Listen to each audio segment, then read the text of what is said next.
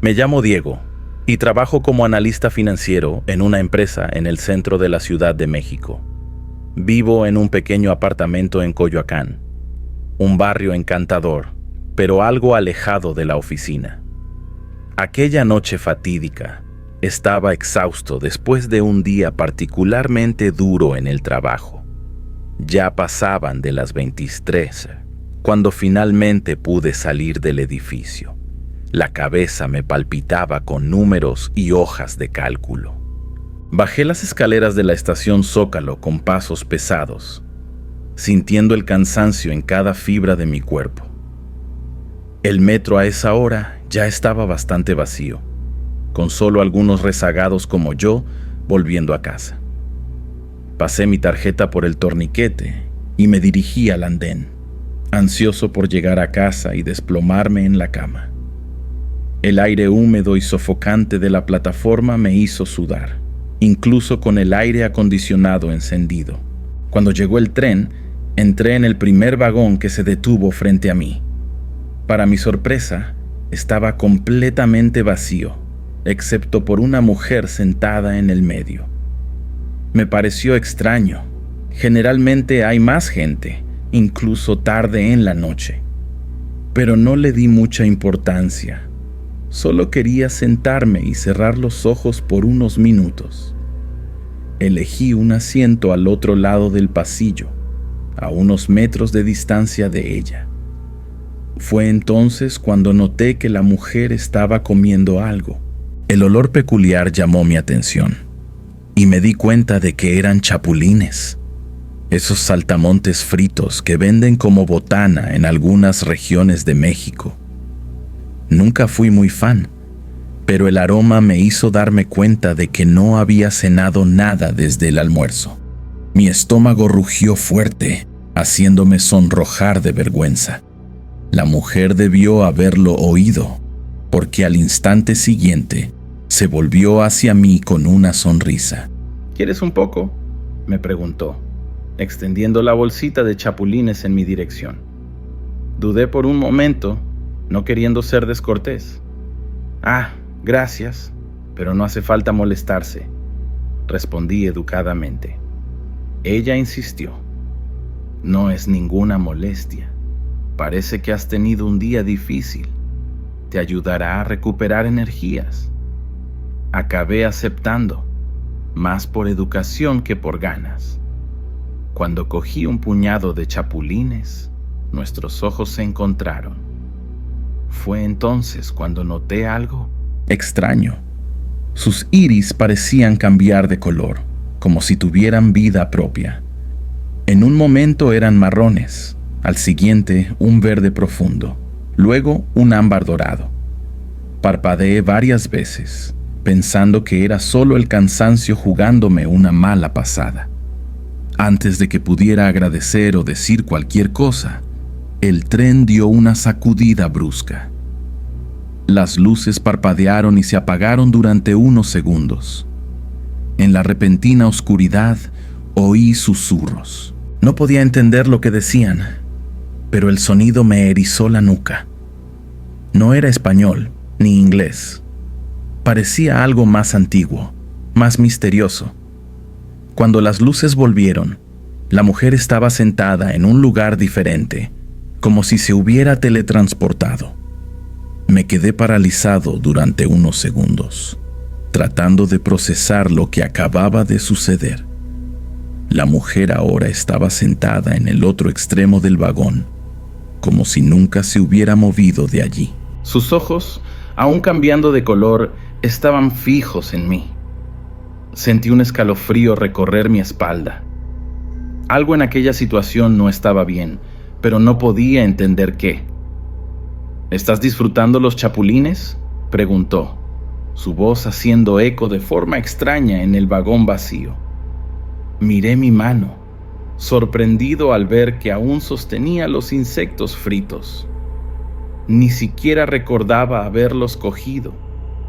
Vacilante, me llevé uno a la boca. El sabor era diferente. No malo, pero definitivamente no era lo que esperaba. Era como si cada mordisco liberara sabores que nunca antes había experimentado. La mujer sonrió, sus dientes brillando de forma casi sobrenatural en la tenue luz del metro. Son especiales, ¿o sabes? Una receta antigua, transmitida por generaciones. Se levantó y comenzó a caminar hacia mí. Sus movimientos eran fluidos, casi como si estuviera flotando sobre el suelo del vagón. Mi corazón empezó a latir más rápido. Una mezcla de fascinación y miedo apoderándose de mí. Cuando se sentó a mi lado, pude sentir un extraño olor emanando de ella. No era desagradable, pero recordaba a algo antiguo, como tierra húmeda e incienso. «Tú no eres de aquí, ¿verdad?», pregunté, tratando de mantener firme mi voz.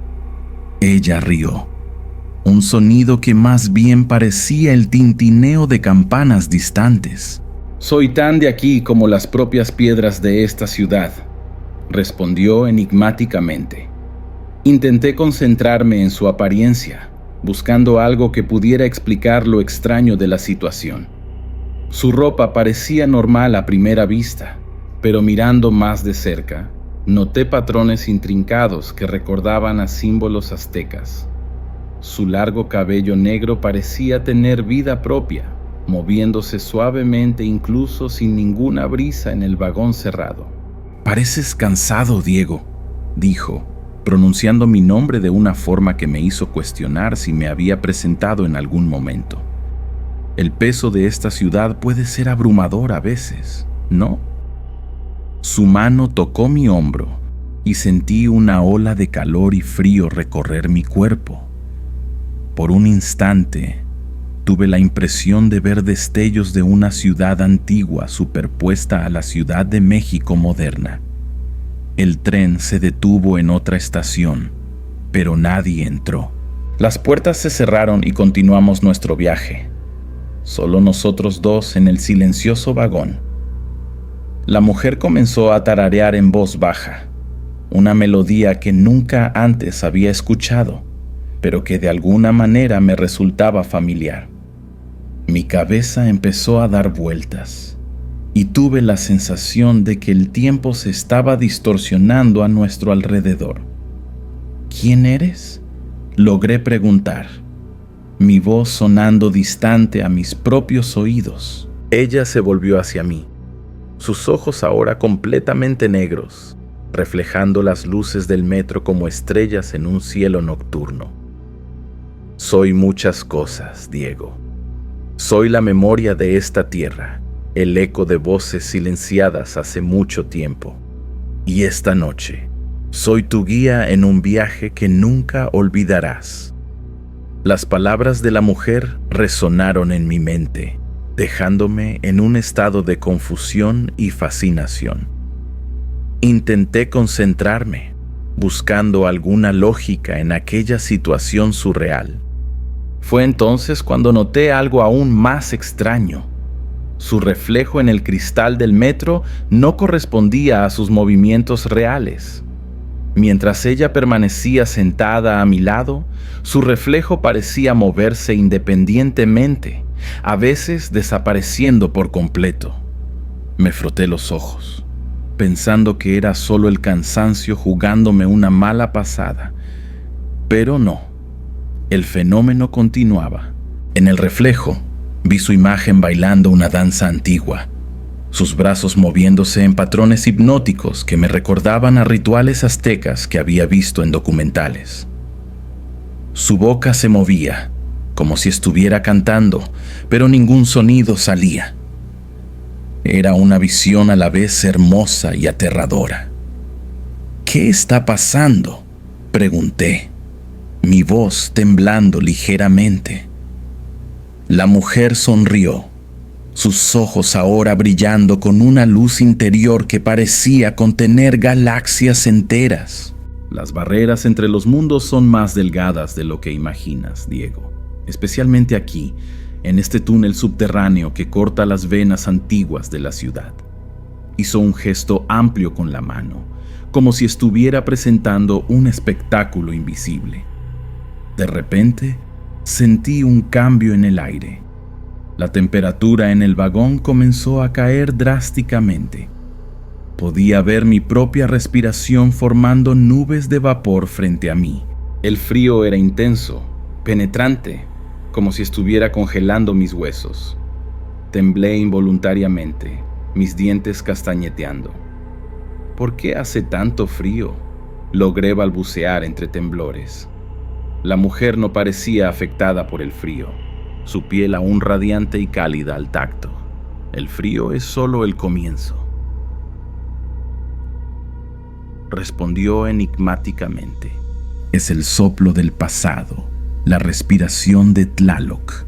Al mencionar el nombre de la antigua deidad azteca de la lluvia, un trueno distante pareció resonar a través del túnel del metro.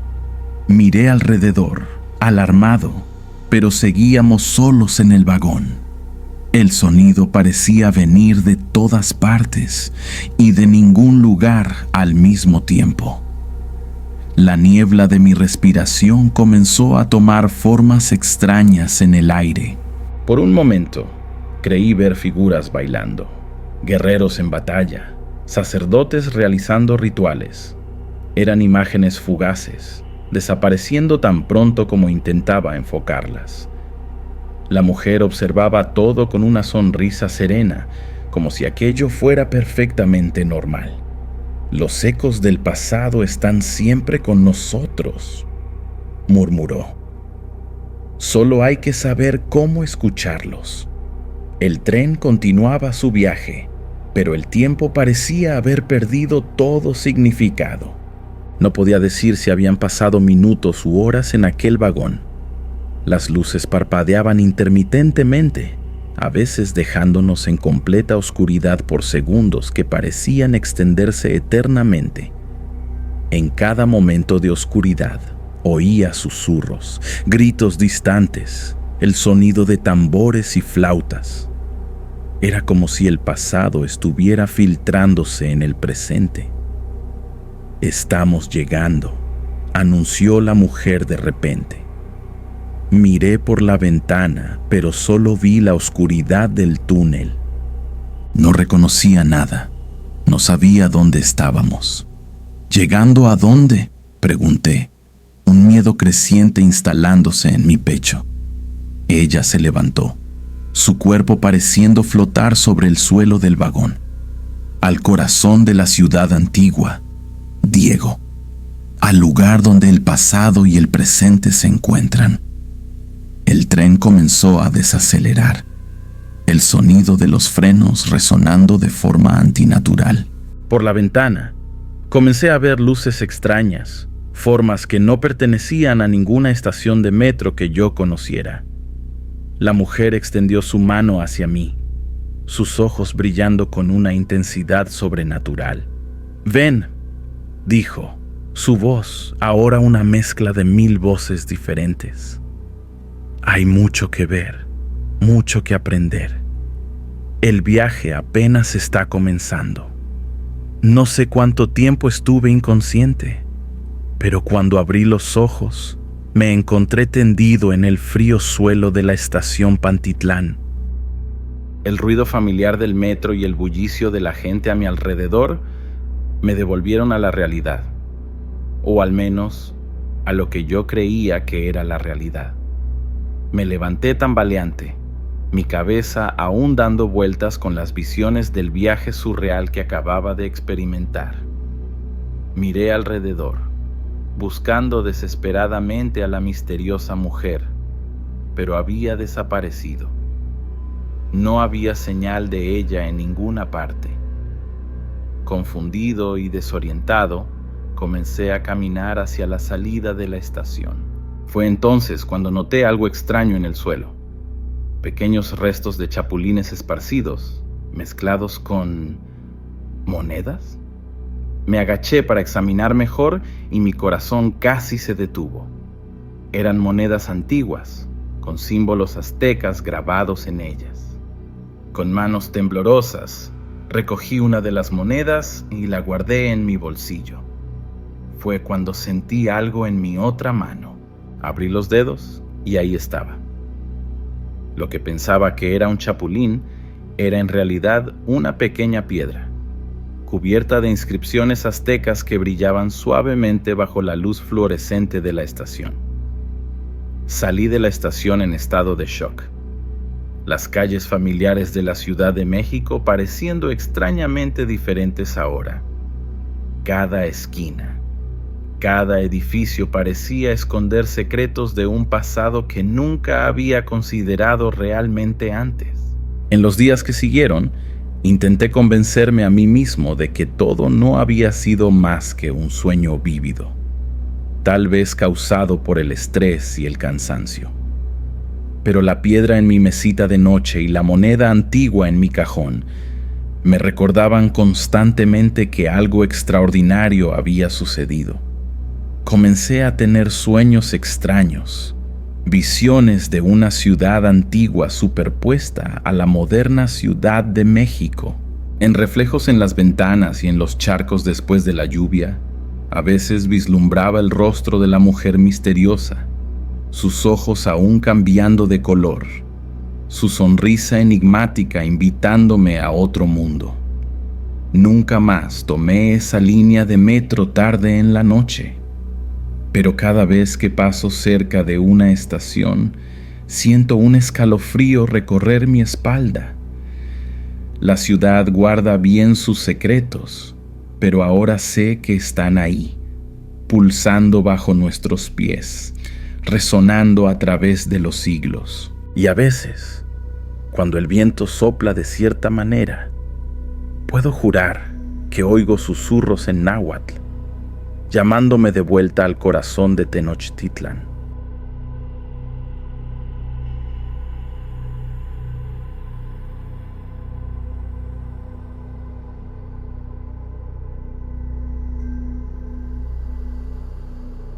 Hola, déjame presentarme. Mi nombre es Pedro. Tengo 23 años y soy estudiante de Historia en la UNAM. Hasta hace poco vivía en un pequeño departamento en el centro de la Ciudad de México, compartiendo el alquiler con otros 2 compañeros de la facultad.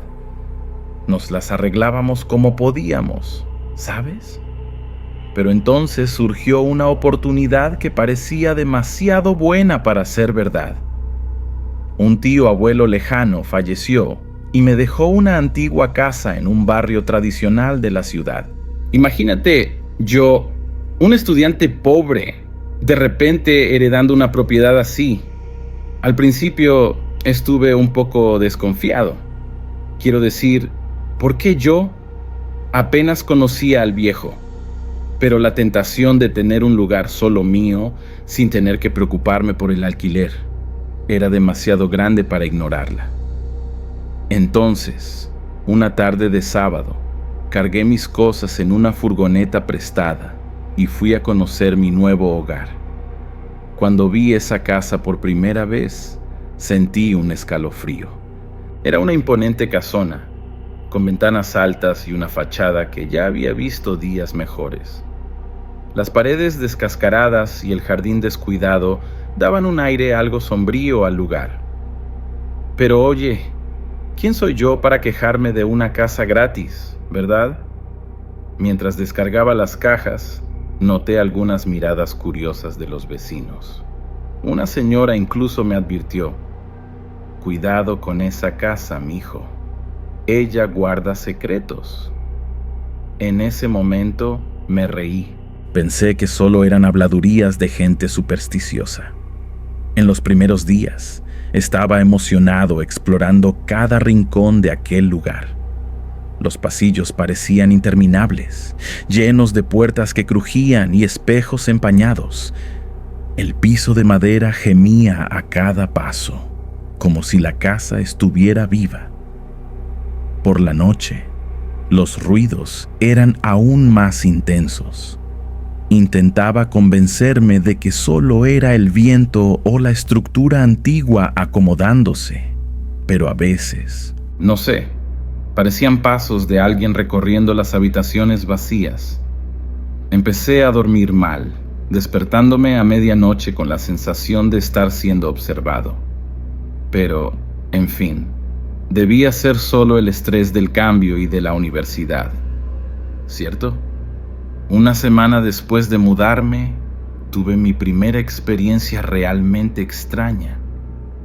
Regresaba tarde de la biblioteca cuando noté una figura parada en la esquina, mirándome fijamente. Era un hombre alto, delgado, vestido completamente de negro. Su rostro no podía verlo bien. Era como si estuviera borroso, ¿sabes? Me froté los ojos, pensando que era el cansancio, pero cuando miré de nuevo, había desaparecido. Apresuré el paso, sintiendo mi corazón latir con fuerza. Al llegar a casa, aseguré la puerta y me quedé un rato parado en el vestíbulo, tratando de calmarme. Fue entonces cuando lo escuché. Pasos en el piso de arriba. Pesados, lentos, subiendo las escaleras. Esa noche no dormí. Me quedé sentado en la cama, abrazado a la almohada, escuchando esos pasos resonar por la casa. Por la mañana, me convencí de que solo había sido mi imaginación jugándome una mala pasada. Después de todo, estaba solo allí, ¿verdad? Pero en los días siguientes, las cosas solo empeoraron. Los objetos cambiaban de lugar por sí solos. Escuchaba susurros proveniendo de las paredes. Y esa figura de negro, comencé a verla con más frecuencia.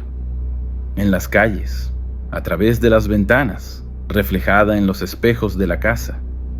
Me estaba siguiendo, estaba seguro. Pero, ¿por qué? ¿Qué quería de mí?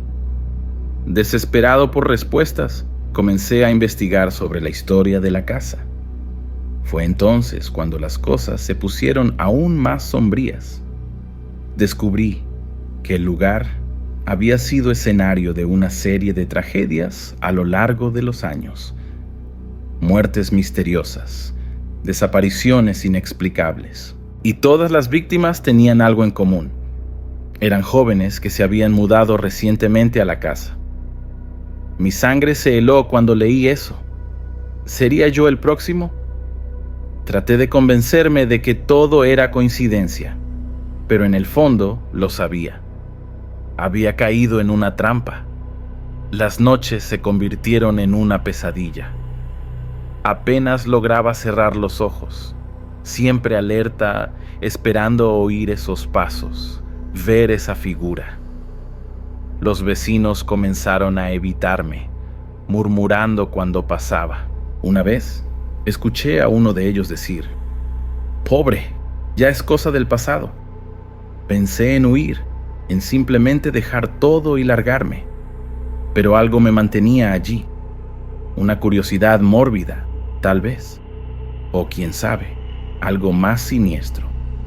Necesitaba descubrir la verdad sobre aquella casa, sobre esa figura que me perseguía. Aunque eso me costara mi cordura, o algo peor. Las cosas en la casona solo empeoraban. Cada día traía una nueva sorpresa macabra. Una mañana, desperté con el olor a podrido que venía de la cocina. Al bajar las escaleras, casi me resbalo en un charco de agua sucia en el último escalón. La cocina parecía un escenario de películas de terror. El fregadero rebosaba de agua oscura y maloliente. Las paredes estaban cubiertas de una baba verde y había manchas en el suelo que parecían sangre seca. Mi estómago se revolvió. ¿Cómo había pasado esto durante la noche? Intenté limpiar el desastre, pero la suciedad parecía volver mágicamente. Al final del día, la cocina estaba inmunda de nuevo. En la facultad, apenas podía concentrarme. Mis ojos pesaban de sueño y mi mente estaba siempre en la casa, imaginando qué me esperaba allí. Mis amigos empezaron a notar que algo andaba mal. «Pedro, ¿estás bien? Parece que has visto un fantasma», bromeó Luis un día. Si él supiera. Intenté contarle sobre las cosas extrañas, pero las palabras simplemente no salían. Era como si algo me impidiera hablar. Por la noche, volviendo a casa, sentí aquella presencia familiar siguiéndome. La figura de negro estaba allí, siempre en las sombras, siempre observándome. Una noche, no pude más. Decidí enfrentar a lo que fuera que me estuviera atormentando. Me quedé despierto, esperando oír los pasos. Cuando el sonido familiar resonó por el pasillo, salí de la habitación decidido. ¿Quién eres? ¿Qué quieres de mí?, grité a la oscuridad. El silencio que siguió fue ensordecedor. Entonces, oí un susurro que venía de todas partes. «Vete mientras puedas». Un viento helado me envolvió y sentí como si 1000 manos me agarraran. Corrí de vuelta a la habitación y cerré la puerta con llave, temblando. A la mañana siguiente, encontré una nota amarillenta sobre mi mesa. La caligrafía era antigua, temblorosa. La casa elige a sus víctimas. Tienes hasta la luna llena para irte. Me quedé helado. La luna llena era en 3 días. Esa tarde, fui a la biblioteca municipal a investigar más sobre la historia de la casona. Lo que descubrí me dejó aterrorizado. Cada 50 años, jóvenes desaparecían misteriosamente de la casa. El último caso había sido en 1973. Yo era el siguiente en la lista. Decidí que era hora de partir. Empecé a hacer las maletas frenéticamente, metiendo ropa y libros en una mochila. Fue cuando oí un golpe en la puerta. Me quedé paralizado. Lentamente, me acerqué y miré por la mirilla. Al otro lado, vi la figura de negro. Su rostro era una mancha oscura, como si se estuviera derritiendo. El pomo de la puerta empezó a girar solo. En pánico, corrí hacia la parte trasera de la casa y salté por la ventana, huyendo por las calles oscuras de la Ciudad de México. Pasé la noche en un hotel barato, temblando con cada ruido. A la mañana siguiente, volví a la casona con unos amigos para buscar el resto de mis cosas. Pero cuando llegamos allí, la casa había desaparecido. En su lugar, solo había un terreno vacío, cubierto de maleza. Mis amigos estaban confundidos, diciendo que nunca había existido una casa allí. Yo sabía la verdad, pero ¿quién me creería? Dejé la Ciudad de México ese mismo día, jurando no volver nunca más. Han pasado años y aquella experiencia aún me atormenta. A veces me despierto en medio de la noche sintiendo aquella presencia, y cuando miro en el espejo, por un segundo, juro que veo aquel rostro borroso mirándome desde las sombras. La casona puede haber desaparecido, pero sus secretos siguen conmigo. Y a veces me pregunto, ¿algún día me encontrará de nuevo?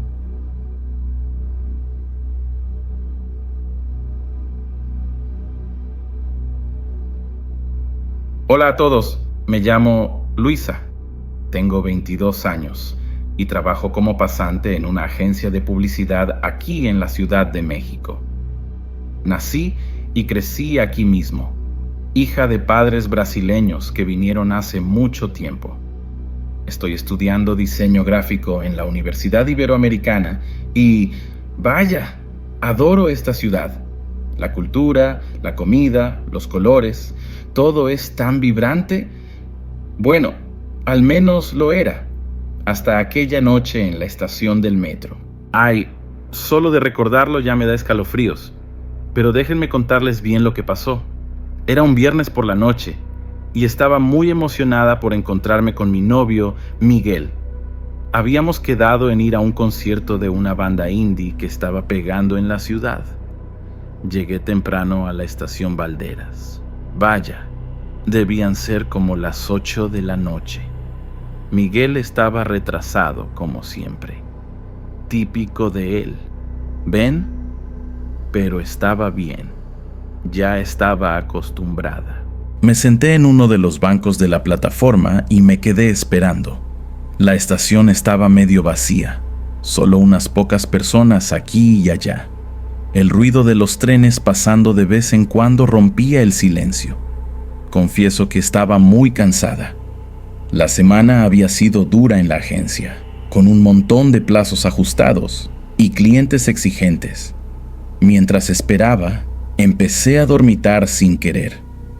¿Saben cuándo estás en ese estado entre el sueño y la vigilia? Pues así estaba yo. Los sonidos de la estación se fueron haciendo distantes, medio apagados. No sé decir cuánto tiempo estuve en ese estado, pero de repente sentí un escalofrío en la nuca. Esa sensación extraña de que alguien te está observando. ¿Saben? Abrí los ojos despacio, todavía medio adormilada. Fue entonces cuando la vi. Había una niña parada frente a mí, mirándome fijamente. Al principio, pensé que era solo una niña normal que se había perdido de su madre o algo así, pero cuanto más la miraba, más me daba cuenta de que algo andaba mal, muy mal. Su piel era demasiado pálida, casi translúcida. Los ojos, cielos. Sus ojos eran completamente negros, sin ningún brillo. ¿Y el pelo? Parecía mojado, pegado a la cara en mechones extraños. Parpadeé varias veces, pensando que era solo mi mente jugándome una mala pasada. Pero la niña seguía allí, inmóvil. Fue cuando noté que sus pies no tocaban el suelo. ¿Estaba flotando? No podía ser. Me froté los ojos con fuerza. Hasta me pellizqué. Cuando volví a mirar, la niña se había acercado. Estaba a centímetros de mi cara. Pude sentir un fuerte olor a moho y agua estancada. Su rostro empezó a retorcerse, la boca abriéndose en un ángulo imposible, revelando filas de dientes afilados. En ese momento, perdí completamente la compostura. Solté un grito que debió haber resonado por toda la estación. Me levanté de un salto, tirando mi bolso y esparciendo todo por el suelo. Tropecé con mis propios pies, cayendo de trasero en el frío suelo de la plataforma. Mi corazón latía a 1000 por hora. Parecía que se me iba a salir por la boca. Miré alrededor desesperada, buscando ayuda. Fue cuando vi a un policía y a un conserje corriendo hacia mí, alarmados por mi grito. «Señorita, ¿está bien?» «¿Qué pasó?», preguntó el policía, ayudándome a levantarme. Yo temblaba tanto que apenas podía hablar. Señalé el lugar donde estaba la niña, pero no había nada allí, solo el espacio vacío de la plataforma. La niña, balbuceé, todavía en shock. El conserje, un señor mayor, intercambió una mirada significativa con el policía. Debe haber sido la niña fantasma, comentó como si fuera lo más normal del mundo. A veces aparece por aquí. Dicen que murió en un accidente hace muchos años. Aquello fue demasiado para mí. Sin ni siquiera esperar a Miguel, sin importarme el concierto, agarré mis cosas y salí corriendo de esa estación. Subí las escaleras de 2 en 2, chocando con la gente que bajaba. Solo paré de correr cuando ya estaba en la calle, jadeando y sudando. Tomé el primer taxi que vi y me fui directo a casa. Esa noche no pude dormir. Me quedé con todas las luces encendidas, saltando a cada ruidito. Lo peor es que, incluso días después, todavía sentía esa mirada sobre mí, esos ojos negros persiguiéndome. Después de aquella noche aterradora en la estación Valderas, me quedé con miedo de andar en metro por un buen tiempo. Pero, bueno, la vida sigue y no podía gastarme una fortuna en Uber todos los días. Así que, una semana después, ahí estaba yo de nuevo, bajando las escaleras de la estación. Mi corazón latía a 1000 por hora. Las manos me sudaban frío. Cada sombra, cada ruidito me hacía saltar. Llegué a la plataforma y me mantuve alerta, esperando ver a aquella niña de nuevo. Pero nada sucedió. Los días fueron pasando y empecé a sentirme más tranquila. Hasta le conté a Miguel lo que había pasado. Él se rió y dijo que debía haber comido algo en mal estado, que solo había sido una alucinación. Ojalá, ¿no? Pero yo sabía lo que había visto. Esos ojos negros, ese olor a moho, era demasiado real para ser imaginación. Aún así, empecé a dudar de mí misma. A lo mejor Miguel tenía razón y yo solo estaba muy cansada ese día. Unas 2 semanas después del incidente, estaba volviendo a casa después de un día agotador en la agencia. Eran casi las 10 de la noche y la estación estaba bastante vacía. Me senté en el mismo banco de aquella noche, como desafiando a mi propio miedo. Saqué el celular y empecé a scrollear Instagram, tratando de distraerme. Fue cuando sentí ese escalofrío familiar en la nuca. Levanté los ojos despacio y ahí estaba ella, la misma niña, parada a unos metros de mí, mirándome fijamente con esos ojos vacíos. Mi primer instinto fue gritar, pero el sonido se quedó atrapado en mi garganta. La niña empezó a acercarse, flotando sobre el suelo de la plataforma. Quería correr, pero mi cuerpo no respondía. Estaba paralizada de miedo. Cuando llegó muy cerca, pude ver detalles que no había notado antes. Había arañazos profundos en su cuello y su ropa parecía mojada, como si acabara de salir del agua.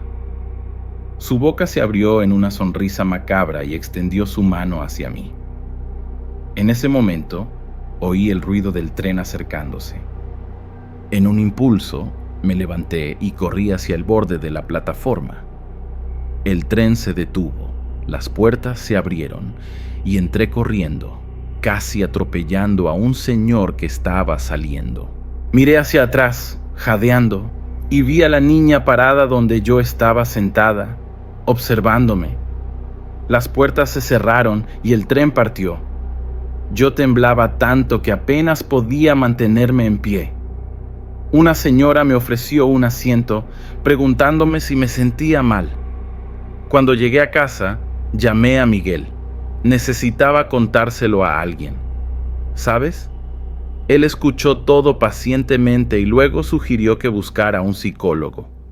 Luisa, esto no es normal. Estás muy estresada con el trabajo. Debe ser por eso que estás teniendo estas visiones. Quería creerle. De verdad quería. Pero ¿cómo explicar esa sensación de frío, ese olor a moho que quedó impregnado en mi ropa? Esa noche no pude dormir bien de nuevo. Al día siguiente, decidida a entender lo que estaba pasando, fui a investigar sobre la historia de la estación Valderas. Descubrí que, hace muchos años, una niña había muerto allí en un accidente. Se había caído a las vías cuando la estación aún estaba en construcción. El cuerpo solo fue encontrado días después, cuando los trabajadores notaron un olor extraño proveniente de un área inundada. Sentí un escalofrío al leer esto. Era demasiada coincidencia, ¿no? Desde entonces, he evitado usar esa estación siempre que puedo, pero a veces, cuando estoy en el metro, juro que veo su reflejo en el vidrio o siento ese olor a moho por un segundo. Me pregunto si está tratando de decirme algo, si hay algo que quiere, o si soy yo la que se está volviendo loca de verdad. Solo sé que nunca más voy a ver el metro de la Ciudad de México de la misma manera. ¿Y tú? ¿Has tenido alguna experiencia extraña en estaciones de metro?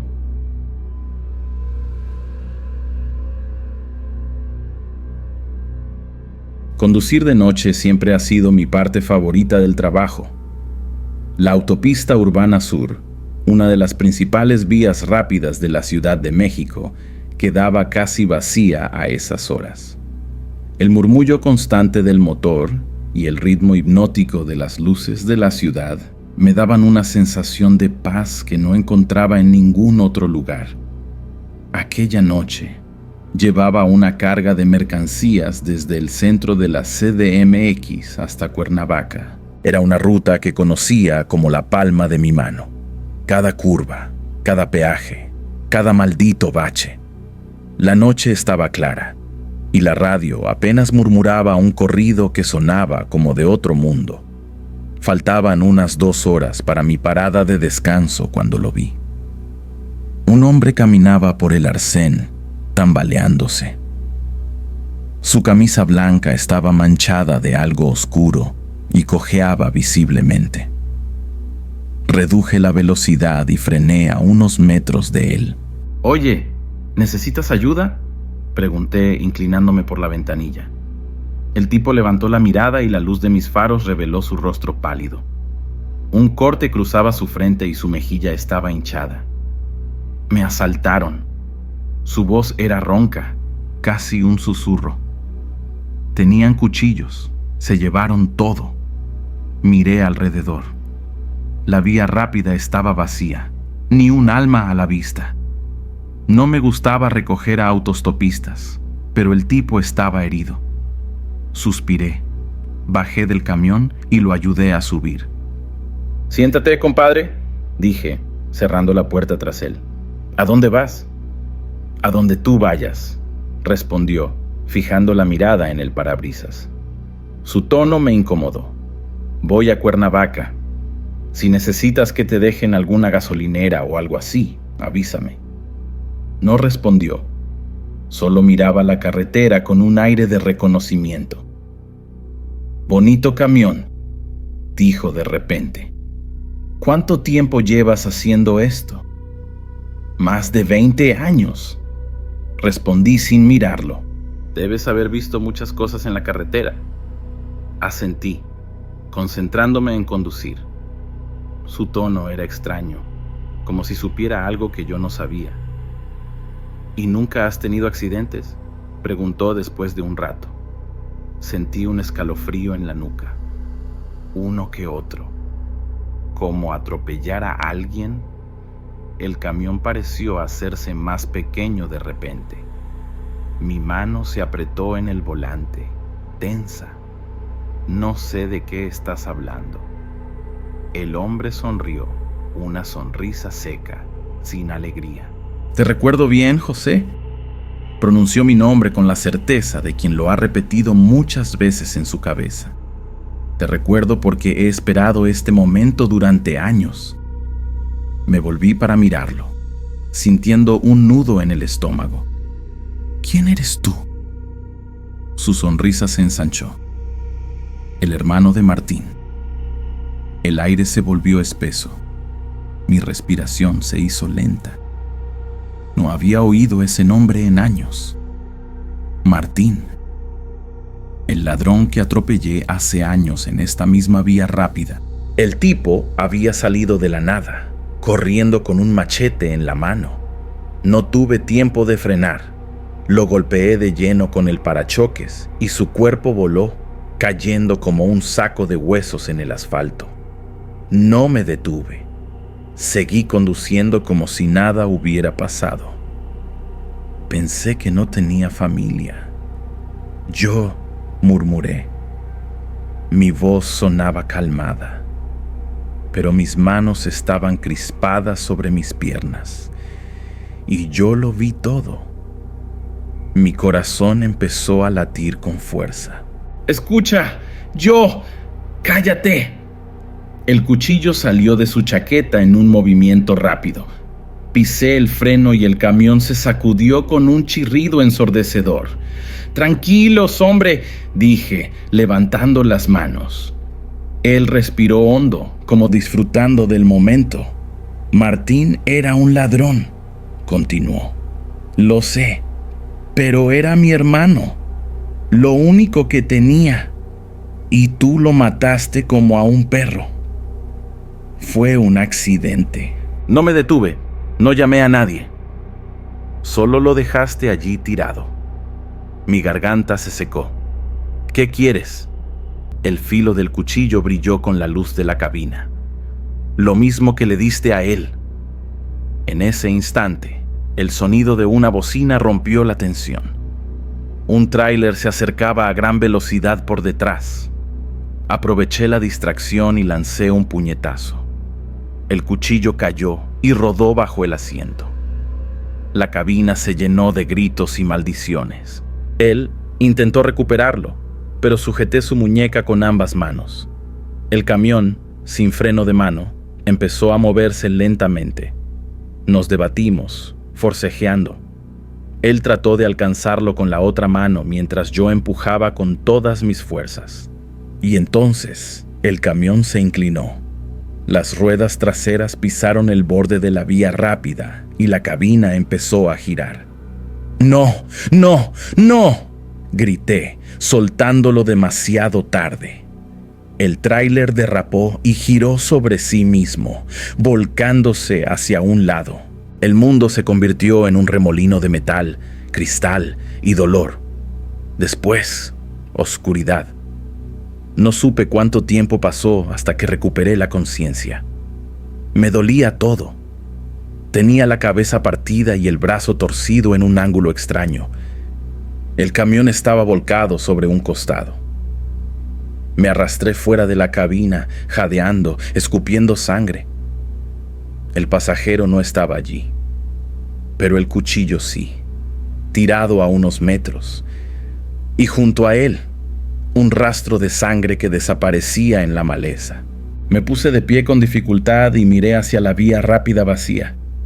No podía verlo, pero sabía que estaba cerca, esperando, porque su venganza aún no estaba completa. Y yo, tarde o temprano, tendría que volver a la carretera.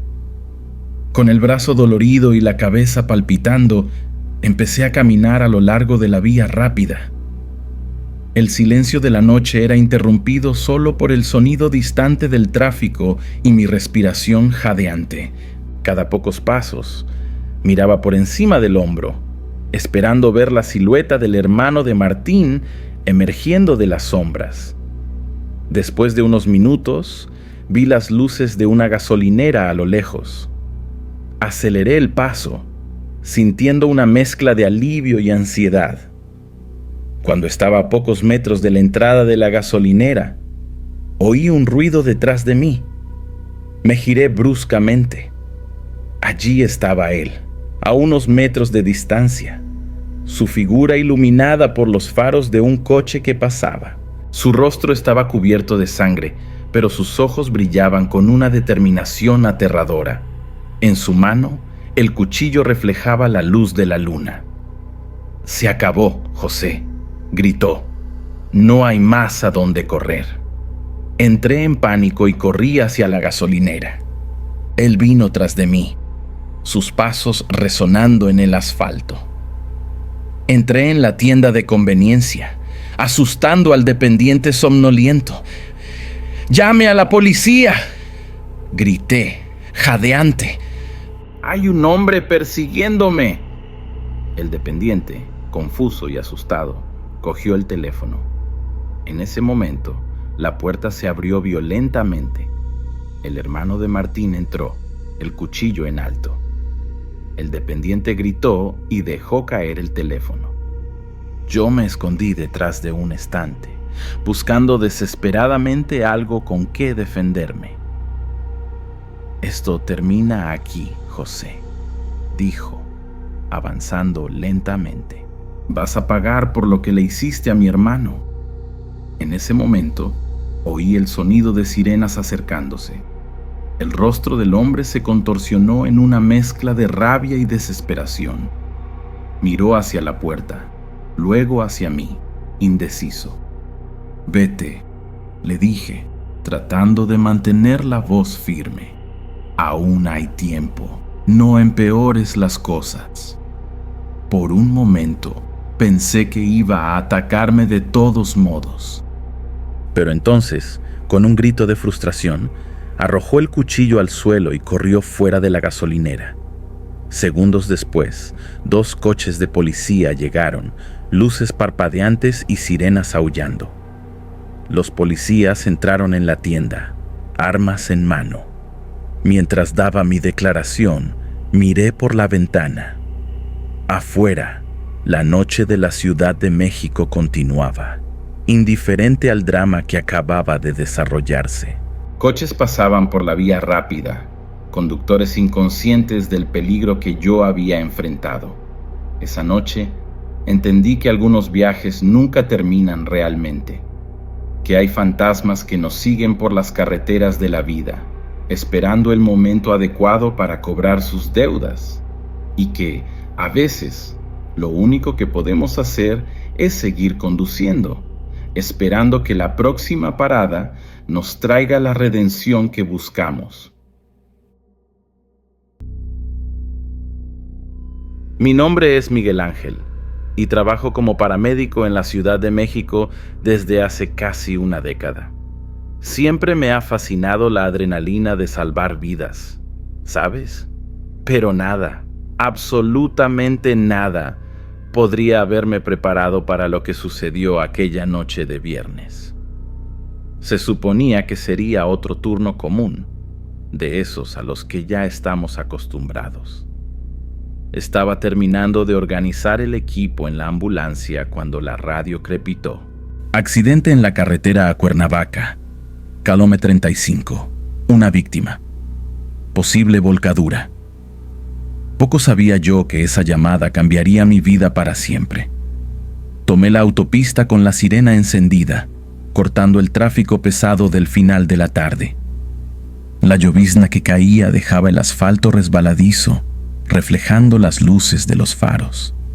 A medida que me alejaba de la ciudad, la oscuridad iba engullendo todo alrededor. Solo se veía la carretera iluminada por los faros de la ambulancia y los árboles que formaban una muralla de sombras a ambos lados. El corazón ya latía más fuerte, como siempre sucede cuando voy a atender una emergencia, pero esta vez era diferente. Había un peso en el aire, una sensación extraña que no podía explicar.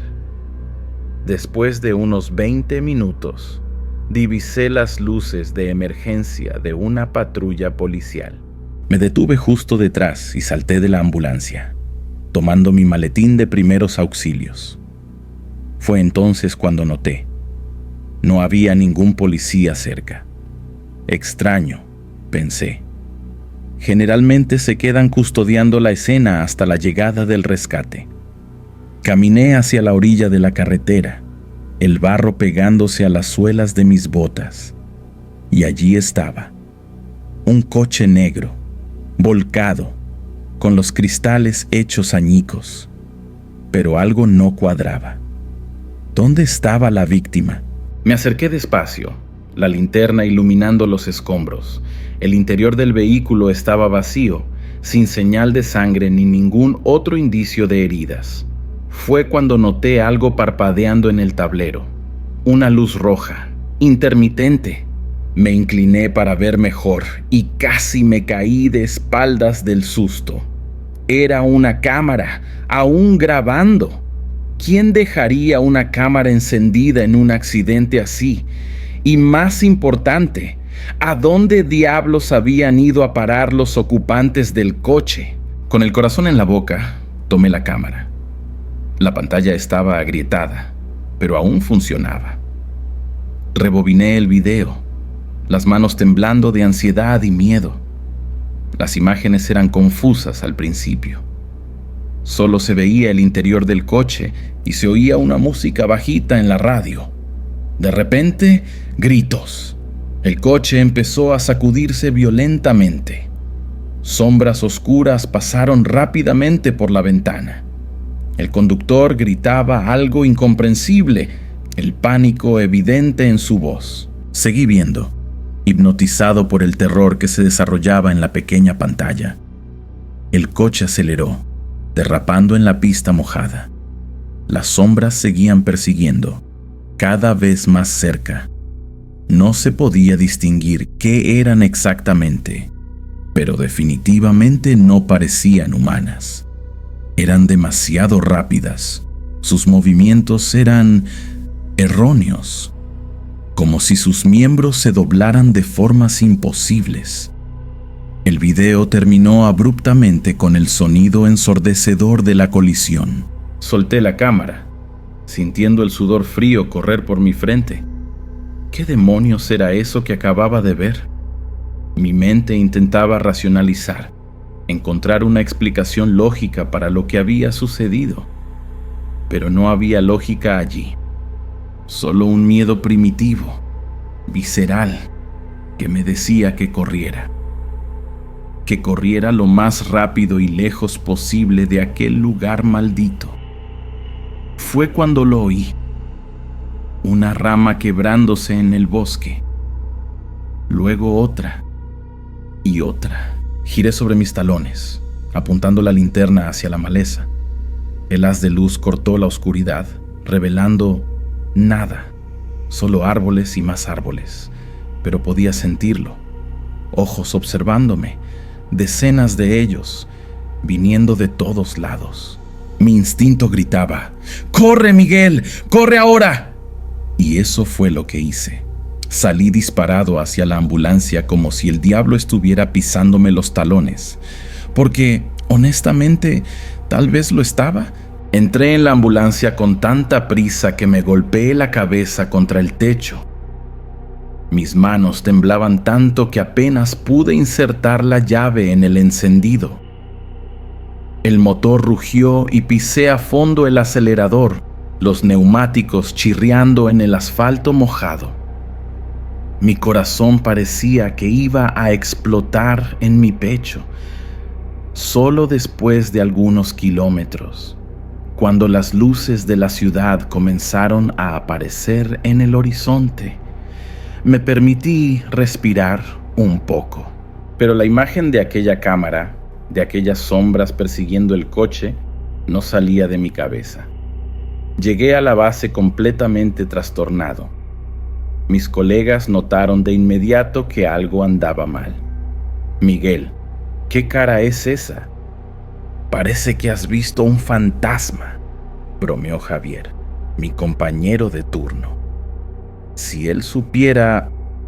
Intenté explicar lo que había sucedido, pero las palabras simplemente no salían. ¿Cómo describir algo que ni yo mismo entendía? Acabé solo murmurando algo sobre un accidente extraño y me fui al vestuario. Necesitaba una ducha urgente para intentar lavar aquel miedo que se había pegado a mi piel. El agua caliente caía sobre mis hombros tensos, pero no podía relajarme. Cada vez que cerraba los ojos, veía aquellas sombras moviéndose de forma antinatural, persiguiendo el coche en la carretera oscura. Y aquellos ojos, aquella sensación de ser observado en el bosque. Dios, ¿me estaría volviendo loco? Tal vez fuera el estrés del trabajo, el cansancio acumulado. Tenía que ser eso, ¿verdad? Porque la alternativa era demasiado terrible para considerarla. Salí de la ducha y me vestí mecánicamente, aún perdido en mis pensamientos. Fue cuando me di cuenta. ¡La cámara! En la prisa por huir, había dejado la maldita cámara en el lugar del accidente. Era la única prueba que tenía de que todo aquello realmente había sucedido. Sin ella, ¿quién creería mi historia? Yo mismo ya empezaba a dudar de mi cordura. Necesitaba volver allí. Necesitaba encontrar esa cámara, aunque fuera lo último que hiciera en la vida. Esperé hasta el final de mi turno a las 6 de la mañana. El sol ya comenzaba a salir cuando tomé mi coche personal y volví a la carretera de Cuernavaca. La luz del día traía una falsa sensación de seguridad, pero mi estómago se revolvía de ansiedad conforme me acercaba al lugar del accidente. ¿Y si ellos aún estuvieran allí? ¿Y si todo aquello fuera real? Parte de mí quería dar media vuelta y fingir que nada había pasado, pero sabía que no podría vivir con esa duda carcomiendo mi interior. Llegué al kilómetro 35 y estacioné en el arcén. El coche volcado aún estaba allí, un esqueleto retorcido de metal y vidrio, pero algo estaba diferente. No podía poner el dedo en la llaga, pero había una atmósfera extraña en el aire, como si el tiempo se hubiera detenido en ese tramo de carretera. Salí del coche a regañadientes, los ojos barriendo el área en busca de cualquier movimiento sospechoso. Nada, solo el silencio opresivo del bosque. Me acerqué a los restos, el corazón martilleando en el pecho. La cámara tenía que estar por allí, en algún lugar. Comencé a registrar el interior del vehículo, ignorando el olor a gasolina y goma quemada. Fue cuando lo noté. Marcas extrañas en el metal retorcido. Parecían arañazos, demasiado grandes para ser de un animal común, largos y profundos, como si algo con garras afiladas hubiera intentado abrir el coche como una lata de sardinas. El miedo helado volvió a dominarme. ¿Qué tipo de criatura podría hacer algo así? Estaba a punto de rendirme cuando vi un destello entre los arbustos cercanos. ¡La cámara! Corrí hacia allí y la cogí, casi llorando de alivio. La prueba que necesitaba estaba allí, en mis manos. La encendí inmediatamente, ansioso por volver a ver las imágenes y confirmar que no me estaba volviendo loco. Pero el destino es cruel. La pantalla parpadeó 1, 2 veces y se apagó. Batería descargada. Maldije en voz alta, la frustración apoderándose de mí. Estaba tan cerca. Guardé la cámara en el bolsillo, decidido a cargarla tan pronto como llegara a casa. Poco sabía yo que aquel descubrimiento sería solo el comienzo de mi pesadilla. Volví a casa en un estado de extrema agitación. Apenas podía concentrarme en la carretera, mi mente repasando los extraños eventos de las últimas horas. Tan pronto como entré en mi pequeño apartamento, corrí a la habitación y conecté la cámara al cargador. Los minutos que tardó en encenderse parecieron una eternidad. Cuando finalmente la pantalla se iluminó, mis manos temblaban tanto que casi dejo caer el aparato. Respiré hondo y presioné el botón de reproducción. Las imágenes comenzaron a rodar, exactamente como recordaba. El interior del coche, la música baja en la radio. Luego, los gritos. Mi corazón se aceleró cuando las sombras comenzaron a aparecer. Ahora, en la seguridad de mi habitación, pude observar con más atención, y lo que vi me heló la sangre. No eran personas, ni animales. Eran algo más. Sus formas eran indefinidas, como sombras que habían cobrado vida propia. Pausé el video en un fotograma donde una de las criaturas era más visible. Sus contornos estaban borrosos, como si estuviera en constante movimiento incluso cuando estaba quieta. Tenía miembros demasiado largos que se doblaban en ángulos imposibles. Y los ojos. Dios, aquellos ojos. Brillaban con luz propia, amarillenta y maligna. Tragué saliva, sintiendo el miedo subir por mi garganta como bilis. Continué viendo, hipnotizado por el horror que se desarrollaba en la pequeña pantalla. Las criaturas perseguían el coche con una velocidad sobrehumana, saltando sobre obstáculos como si la gravedad no existiera para ellas.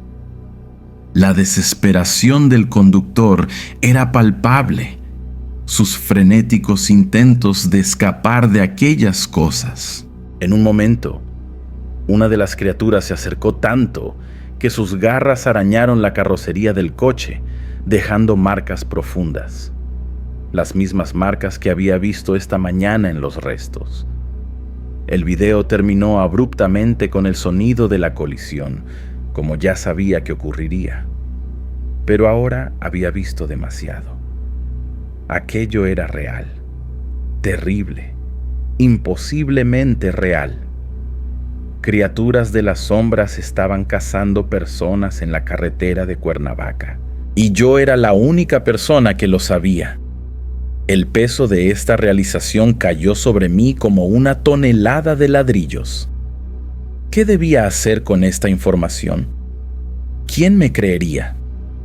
Pasé las siguientes horas revisando el video obsesivamente, buscando cualquier detalle que pudiera darme una pista sobre qué eran aquellas cosas. Pero cuanto más miraba, menos sentido tenía. Era como si aquellas criaturas desafiaran todas las leyes de la naturaleza que conocía.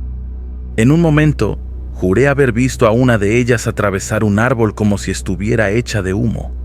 Era demasiado para que mi mente lo procesara. Ya pasaba de la medianoche cuando finalmente apagué la cámara, exhausto física y mentalmente. Mi apartamento, antes un refugio, ahora parecía lleno de sombras amenazantes. Cada rincón oscuro podía esconder a una de esas criaturas. Dormir estaba fuera de cuestión. Me serví una taza de café fuerte y me senté en la sala. Todas las luces encendidas, tratando de decidir qué hacer. ¿Contárselo a la policía? ¿Me tomarían por loco? ¿Hablar con mis colegas de trabajo? Probablemente tendrían la misma reacción. Fue entonces cuando lo oí. Un ruido proveniente de la ventana. Como uñas arañando el cristal. Se me heló la sangre. Lentamente, muy lentamente, giré la cabeza hacia el sonido. Y allí, al otro lado de la ventana, vi 2 puntos de luz amarillenta mirándome fijamente. Ojos. Los mismos ojos que había visto en el video. Me habían encontrado. Y ahora, ¿qué haría? El pánico se apoderó de mí. En un impulso, corrí a la habitación, agarré la cámara y las llaves del coche y salí corriendo del apartamento. Bajé las escaleras tropezando, el corazón martilleando en mi pecho. Al llegar al estacionamiento, miré alrededor frenéticamente. Nada. Pero podía sentirlo. Ellos estaban cerca. Entré en el coche y arranqué, los neumáticos chirriando en el asfalto. Conduje sin rumbo por la ciudad, las calles desiertas a esa hora de la madrugada. Mi mente era un torbellino. ¿A dónde ir? ¿Qué hacer? Fue entonces cuando tuve una idea. El bosque. Si pudiera encontrar un lugar abierto, tal vez podría filmarlos. Tener una prueba concreta, algo que pudiera mostrar a las autoridades. Era una idea loca, lo sabía, pero era la única que tenía. Tomé la carretera hacia Cuernavaca, el mismo tramo donde todo había comenzado. A medida que me alejaba de la ciudad, la oscuridad lo engullía todo alrededor. Solo los faros del coche cortaban la noche. Mis ojos escaneaban constantemente los retrovisores, esperando ver esos ojos amarillos siguiéndome. Nada. Pero la sensación de estar siendo observado no me abandonaba. Después de unos 20 minutos, divisé un área de descanso al borde de la carretera. Era una pequeña meseta con vista al valle, rodeada por el denso bosque. Estacioné el coche y apagué el motor, dejando solo los faros encendidos. El silencio era opresivo, roto solo por el sonido distante de los grillos. Tomé la cámara, las manos temblando, y salí del coche. El aire estaba pesado, húmedo. La luna llena flotaba en el cielo, proyectando sombras extrañas entre los árboles. Empecé a filmar, girando lentamente, capturando el siniestro paisaje a mi alrededor. Fue entonces cuando lo oí. Una rama quebrándose en el bosque, luego otra y otra. Mi corazón se aceleró. Estaban viniendo. Apunté la cámara hacia la dirección de los sonidos, las manos temblando tanto que apenas podía mantener el enfoque. Y entonces los vi. Sombras moviéndose entre los árboles, rápidas, inhumanas, los ojos amarillos brillando en la oscuridad. Eran 5, no, 6 de ellos, rodeándome. Retrocedí hasta apoyarme en el coche, la cámara aún filmando. Las criaturas se acercaban cada vez más, sus movimientos erráticos e imposibles. Podía oír un sonido bajo, como un zumbido eléctrico emanando de ellas. El miedo me paralizaba. Quería gritar, pero mi voz no salía. Uno de ellos se acercó tanto que pude ver su piel, una masa oscura y ondulante, como humo solidificado. Fue entonces cuando los faros del coche parpadearon. 1, 2 veces, y luego se apagaron, sumergiendo todo en la oscuridad. Solo podía ver sus ojos ahora, rodeándome. El zumbido se hizo más fuerte, ensordecedor. Sentí algo frío tocar mi brazo. Era el fin.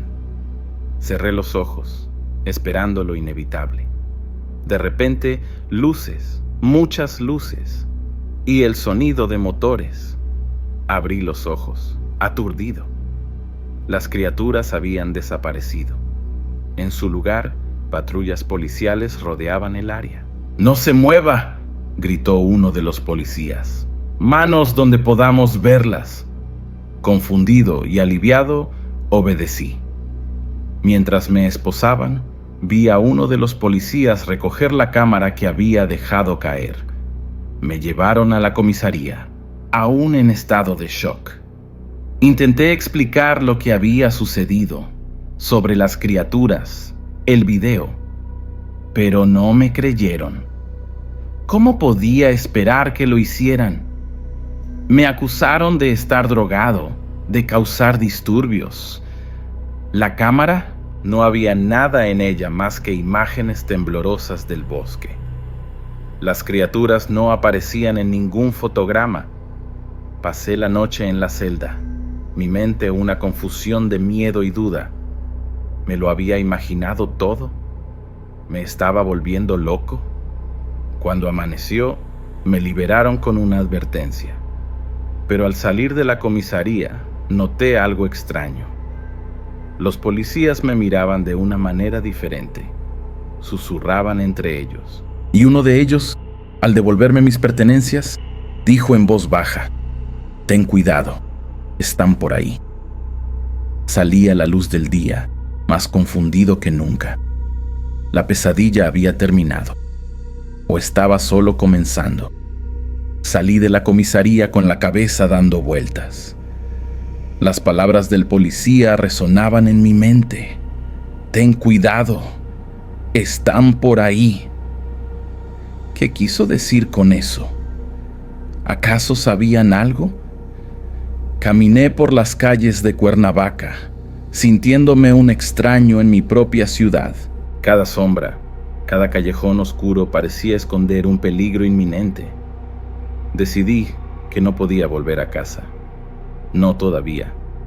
Necesitaba respuestas. Tomé un autobús al centro y fui a la biblioteca pública.